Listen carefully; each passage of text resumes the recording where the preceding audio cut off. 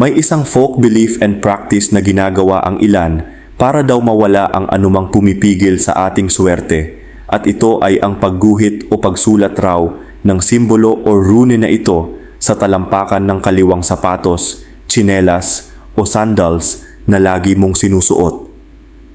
Ang rune kamahika ay isang sinaunang simbolo o karakter mula sa matandang alpabeto ng mga taga-Europa na pinaniniwalaang may taglay na mahiwagang kapangyarihan para sa proteksyon, swerte o gabay. Sa larangan ng enerhiya at folk belief, ang kaliwang bahagi ng katawan ang itinuturing na receiving side o ang sumasalo at humihigop ng mga enerhiya mula sa labas.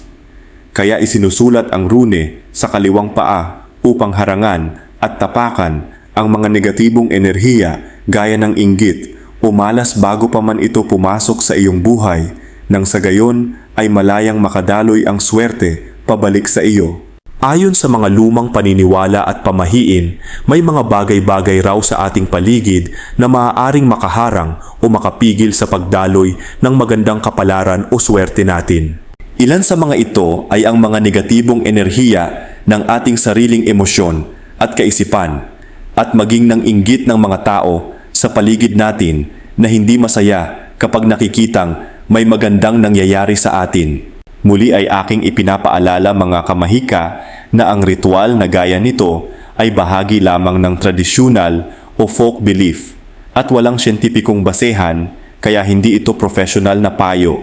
kundi maaari lamang tingnan bilang personal na affirmation or prayer for protection. Sa tunay na buhay, ang isa naman sa maipapayo ko bilang panangga sa inggit at malas ay ang pagpapanatili ng positibong pananaw at magkaroon ng malakas na boundaries sa mga taong hindi maganda ang vibes.